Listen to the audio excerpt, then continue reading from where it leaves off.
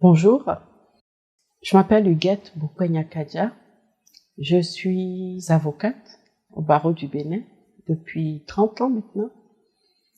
Et actuellement, je suis la secrétaire exécutive de l'Institut national de la femme. Je suis mariée, je suis une maman de trois garçons.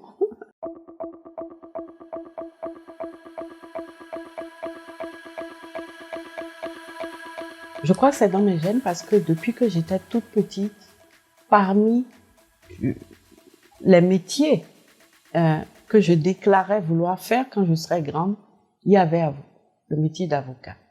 Je voulais être avocate, je voulais être journaliste. C'était les deux choses qui revenaient tout le temps quand on me posait la question. Et puis, j'ai commencé par être avocate. Et juste après cela, j'ai fait des études pour être une avocate d'affaires. Mais à peine je me suis installée que j'ai plutôt eu un coup de cœur pour les femmes, les veuves, les femmes en difficulté. Et donc, d'avocate d'affaires, je suis très rapidement devenue avocate en matière de droit de la famille, si je puis ainsi dire, et progressivement aussi vers les droits de l'homme en général, mais avec une passion particulière pour les femmes et pour les enfants. Et progressivement, je me suis rendu compte que je ne pouvais pas non plus tout faire. Donc ça s'est concentré davantage vers les femmes et les filles.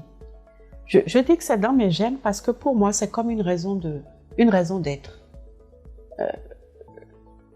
Défendre les femmes, parler avec les femmes, être l'épaule sur laquelle les femmes peuvent pleurer. Mes dossiers qui me donnent le plus de bonheur et dont j'ai le plus grand souvenir ne sont pas ceux qui m'ont fait engranger de l'argent, mais sont plutôt ceux qui ont fait que quelqu'un me regardait plaider en me buvant des yeux, en me regardant un peu comme son sauveur, même si la personne ne comprenait pas français et ne comprenait pas ce que je disais. Je voyais que la personne avait confiance en moi, qu'elle était convaincue que ce que je disais, c'était exactement ce qu'elle avait besoin qu'on dise pour elle. C'est ça. Pour moi, c'est vraiment une raison d'être.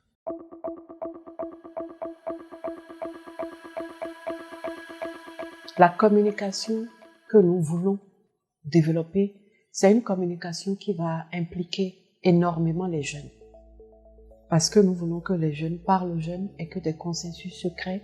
Nous voulons que les jeunes convainquent les jeunes de ce que les lois qui sont promulguées, les procédures qui sont mises en place, les processus qui sont suivis sont des processus correspondant à la pandémie, on va dire. La pandémie de la violence à l'égard de la femme et de la fille. C'est devenu endémique.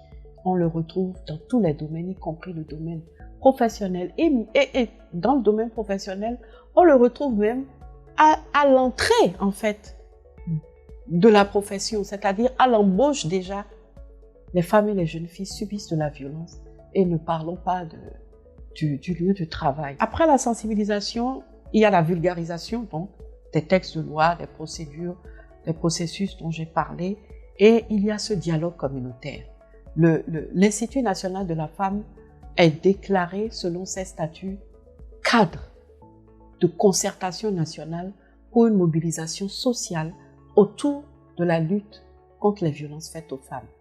Et c'est là vraiment qu'on va asseoir le dialogue communautaire, parce qu'on a compris que l'application des lois ne suffira pas. C'est-à-dire avoir de bonnes lois ne suffira pas. Pour les appliquer, il faut qu'on convienne. Pour que ça passe mieux que ça ne passait avant, il faut qu'on convienne tous de ce qui se passe n'est pas normal. Et là, ça va s'ancrer sur nos valeurs africaines, nos valeurs traditionnelles.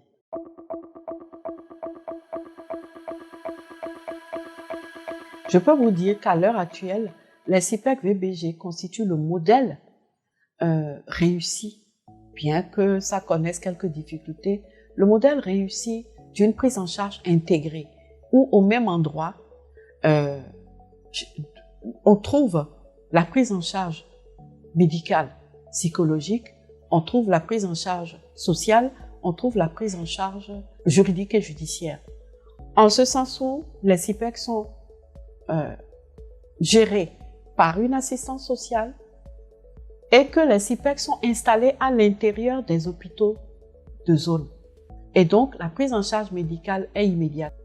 La prise en charge juridique et judiciaire, c'est vrai qu'elle ne se fait pas sur place, mais elle est organisée dans le sens où des substituts du procureur de la République sont en charge de recevoir les dossiers qui sont transmis par les CIPEC.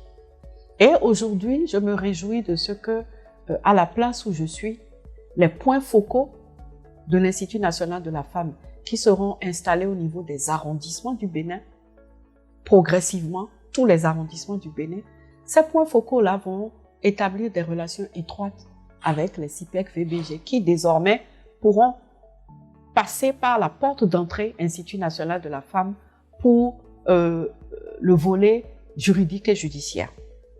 C'est efficace, même les centres de promotion sociale qui sont, on va dire, la structure nationale officielle de prise en charge des personnes vulnérables qui sont victimes de violences basées sur le genre. Ces centres de promotion sociale travaillent en étroite collaboration avec les CIPEC VBG. Donc, il y a, comment dire, toute une dynamique, il y a une mutualisation des compétences et des efforts qui est facilitée par la présence des CIPEC VBG. Il n'y en a que 3. L'objectif est d'en faire plusieurs et d'y ajouter la possibilité d'héberger des femmes qui, pour avoir dit non à la violence, ne peuvent plus retourner chez elles.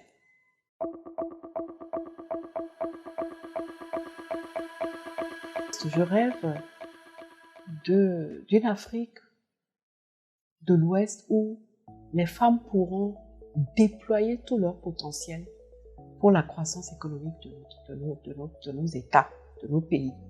Je le dis parce que nous sommes une Afrique dont la population est jeune. Nous sommes une Afrique qui aspire aux bénéfices du dividende démographique. Nous sommes une Afrique qui parle de croissance inclusive. Donc pour moi, s'occuper des femmes et des filles dans nos pays, ça va au-delà de la défense des droits de l'homme. Ça va jusque dans une stratégie, dans une intelligence économique, dans une stratégie qui a pour but de mettre ensemble l'intelligence, le potentiel, la sensibilité, la diversité des femmes et des hommes pour pouvoir, dans les stratégies, dans les politiques que nous élaborons et mettons en œuvre, être sûr que nous avons vraiment bénéficié de tout le capital humain de nos pays et que les besoins de tous sont couverts par ces politiques et ces stratégies que nous élaborons. Donc, mon souhait vraiment, c'est qu'on se souvienne que les femmes constituent la moitié du capital humain de nos États et que c'est la vraie ressource et la première ressource. Et que les jeunes d'aujourd'hui, les jeunes filles d'aujourd'hui, sont les femmes de demain. Et donc, en s'occupant de ce monde-là, c'est de demain qu'on s'occupe ensemble. Je voudrais, à la fin de mon propos, vraiment remercier chaleureusement Madame la directrice de l'unité de coordination du partenariat de Ouagadougou, Madame Mariba, qui m'honore en me faisant participer, si je puis ainsi dire, aux avancées dans le partenariat de Ouagadougou, et je puis l'assurer de ma totale disponibilité pour tout ce que l'Institut national de la femme pourra faire. Nous sommes, comme je disais, un laboratoire et nous voulons volontiers collaborer avec le partenariat de Ouagadougou pour faire avancer la cause des femmes et des filles. Merci beaucoup.